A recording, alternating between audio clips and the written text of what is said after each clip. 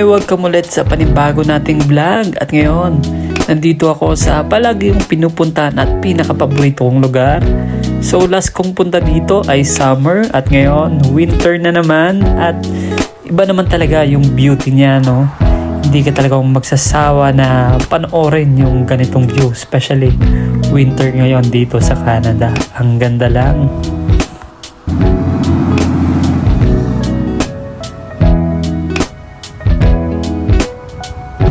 Ano kung pumunta kayo ng Winners kasi doon ka din makakabili ng mga murang mga gamit tulad nito.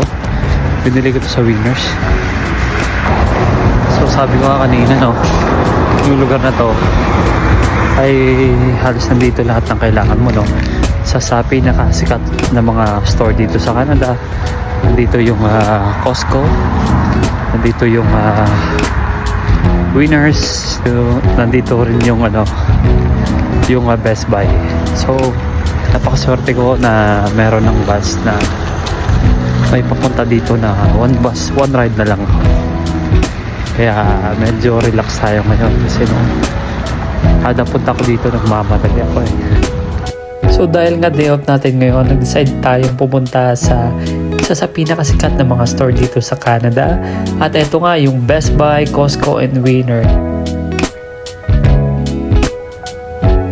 So plano ko munang pumunta kayo ng Best Buy kasi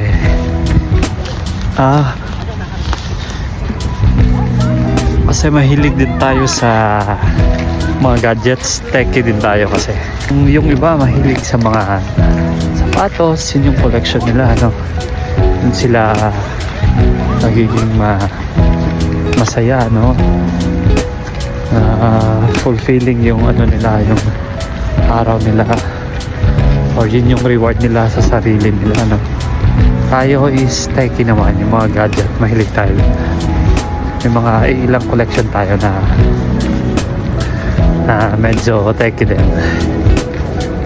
May mga ilang collection din tayo doon na konti pa lang. So soon i-vlog ko yon, yung mga nabili ko na konting-konti pa lang, yung mga hilig talaga na gadget. So papunta tayo ngayon sa Best Buy at magtitingin-tingin lang tayo sa mga bagay na gusto kong bilhin, pero sa ngayon wala pa talaga idea kung magkano at kung titignan natin, kung kaya ba or pag-ipunan muna. Kasi dahil mahilig tayo sa gadget, mahilig tayo sa technology, ito naman yung bagay na nag-fulfill sa atin, nagbibigay sa atin ng reward sa pinaghirapan natin, So ito na, papasok na tayo. Ayun, ito pala yung Best Buy. Dito ka makakabili ng mga gadget at ng mga anything na tungkol sa mga gadget, nandito lahat, laptop, headset, mga wearables, iPad, iPhones, smartwatch, Bluetooth speaker, lahat nandito. At eto pa yung yung store na makakuha ka sa pinakamurang halaga compared sa other store, kaya napakasikat ng Best Buy. At nandito nga nagtitingin-tingin tayo. Finding anything? I'm just looking for a headset and just looking for something. Like headset for... No, earbuds or... Oh, okay. Yeah, got it. At yun nga, nakapili na tayo ng gusto natin. Yun yung headset or yung wireless headset ng iPhone, pero napakamahal. At hindi ko na nakuna ng video, hindi ko na na-vlog yung conversation namin. Pero wow, hindi ko akalain ng ganun pala kamahal. Pero pag-iisipan ko muna kasi pwede namang pag-ipunan at pag-isipan natin ng mabuti kung worth it ba talaga, kaya ba, or pasok ba sa budget natin ngayong buwan or next month. So yun yung bagay na babalansehin ko muna kasi hindi pwedeng sugod lang ng sugod, bili ng bili. Kailangan nating mag-budget. So yun, kailangan natin pag-isipan.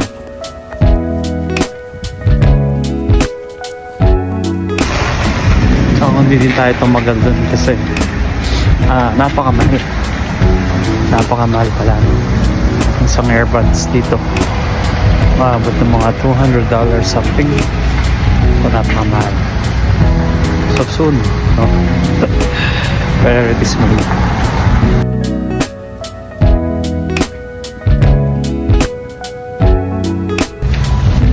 Ngayon, punta naman tayo sa Winners, no? So, halos nandito na ako. So, ito lang, oh. Kaya napakaganda ng lugar ito kasi nandito na. Winners, ito isa sa pinakasikat. Costco, W at mga kainan din dito sa paligid. Halos nandito na lahat. So, parang siniswerte tayo ngayon. Winter clearance on now. Pasok tayo. Andito na tayo sa Winners. Papasok na at nagkamali pa tayo sa pinasukan nating entrance. Exit pala yun. Wow, mali tayo doon. At ito pala yung Winners ay isa rin sa pinakasikat na store dito sa Canada. Kasi dito mabibili yung mga branded na mga damit, sapatos, name it, lahat nandito. Yung Winners ay isa siyang off-price retailer na store. Kaya napakamura ng benta nila ng mga branded na damit dito compared talaga sa mga ibang stores. Kaya mapapamura ka, makakasave ka dito, no?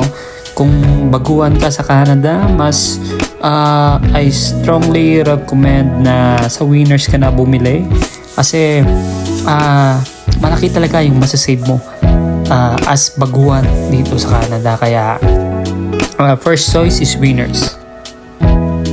Halos lahat ng mga damit ko at mga gamit ko ay nanggaling din sa Winners.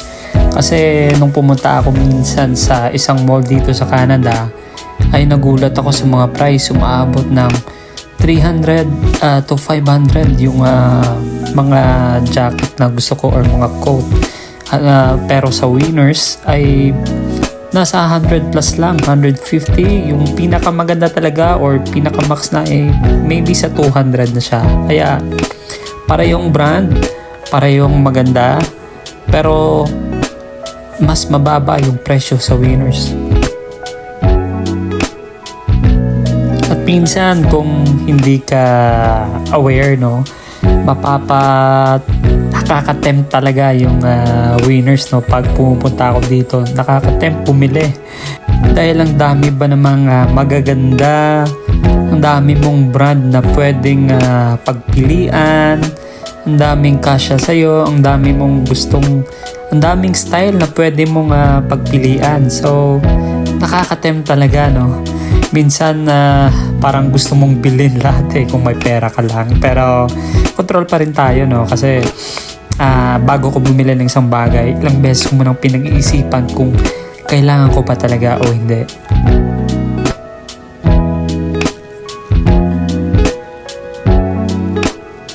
At isa sa pinaka-challenging dito sa Canada, no, na pag bumibili ka sa mga stores na wala kang sasakyan, ang hirap dalhin.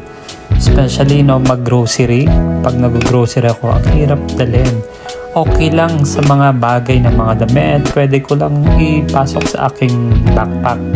Kaya napakalaking tulong talaga yung backpack ko, no.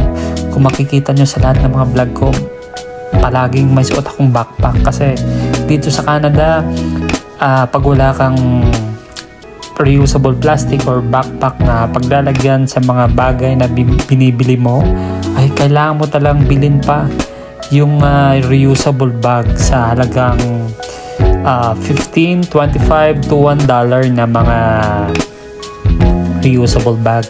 Kaya sayang din kasi isang beses mo lang gagamitin at marami din akong reserve ng mga reusable bag to, no. Kaya marami akong nilalagay sa backpack ko na reusable bag bago ko lumabas at hindi ko na talaga tinatanggal para at least pag may emergency ako na dapat bilhin ay prepared na tayo at di tayo mapapagastos sa wala sa oras.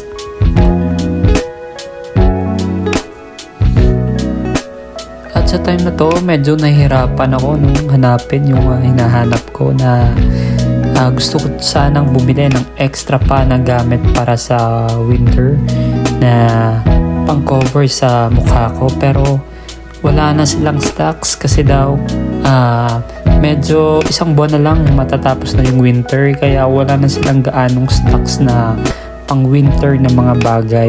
Kaya nag-ikot-ikot na lang ako at naghanap ng mga bagay na pwede kong bilhin at magamit.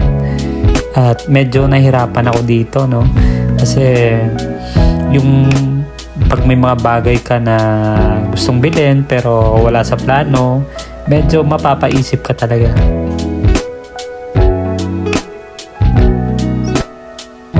At dito nga sa shoe area, napakamalas talaga dahil wala talagang ka-size ko. Ang dami kong gustong sapatos na palagi kong nakikita dito pero hindi kasya sa akin. Walang size na magkakasya sa akin, no? Ang hirap talaga humanap ng 7.5 na dito sa Winners. Talagang kahit hindi pa ako nakahanap ng parehas kong size, nakahanap man ako pero isang beses, pero hindi talaga nagkasya sa akin. Kung makikita nyo, no, ang gaganda talaga ng mga sapatos dito sa Winners. Napakamura. So, yun lang, nakaka-disappoint lang kasi walang ka-size ko. Katulad nito, no, napakaganda at napakamura lang. Ang daming pwedeng bilhin na sapatos kasi ang mumura pero walang ka-size ko. At naiinis ako sa part na to.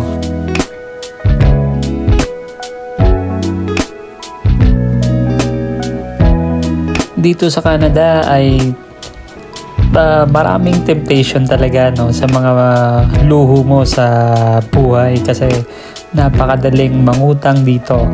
Honestly, no, kasi pagdating mo, especially na foreign worker ka, makaka-avail ka agad ng credit card at pwede mo siyang gamitin sa lahat ng transactions mo dito sa Canada, mapa grocery man or mapa department store man, pwede mo siyang gamitin. At kung wala kang disiplina sa sarili mo ay talagang lulubog ka sa utang, or kung hindi man mahihirapan ka talaga sa mga gastusin mo dito sa Canada. Kaya kung sa totoo lang, walang tao dito sa Canada na walang utang, no? Ito yung na-observe ko, no? Wala pa akong nakikilalang tao dito sa Canada na walang utang. Halos lahat may utang. Kasi yung utang naman dito ay iba sa Pilipinas. Dito, kailangan mong mangutang para makabuka ng credit score mo or credit points mo. Ito yung bagay na nagbibuild ka para sa future kung gusto mong kumuha ng mga bagay na makakatulong talaga sa ikagiginawa ng buhay mo, ay pwede kang makakuha halimbawa ng bahay or yung mga sasakyan, yung mga bagay na kailangan mo talaga para umangat yung sarili mo dito sa Canada. Kaya yung utang dito ay napakalaking bagay, kailangan mo talaga. At kung good payer ka lang ay marami kang mabibili or maa-avail, no, na makakatulong talaga sa pamumuhay mo dito sa Canada. At yun na nga, nakalabas na nga tayo sa Winners at guess what? Wala pa rin tayong nabili, no? Kasi wala doon yung mga bagay na kailangan ko talagang bilhin at gusto kong bilhin talaga. Pero yun na nga, may mga nakita din ako doong mga magandang bagay na kailangan ko pero hindi ko talaga need pa sa ngayon. So nandito ako ngayon sa labas. Plano ko sanang i-treat yung sarili ko sa kumain sa restaurant, pero ganun pa rin. Nag-isip pa rin tayo ng ilang beses, no, kung ano ba talaga yung best na decision na aking gagawin. Pero eto na nga, nag-decide na nga tayo na bumili na lang sa grocery ng mga pagkain para mas makasave ako at sa bahay na lang ako kakain. At ngayon, nandito na naman tayo at nadaanan na naman natin yung pinaka-paborito kong view dito sa Northwest. At for this time, gabi naman yung beauty niya at Talagang napakaganda. First time ko siyang na-witness na gabi. So thank you for watching. This is Ilonggo in Canada again. Thank you and God bless.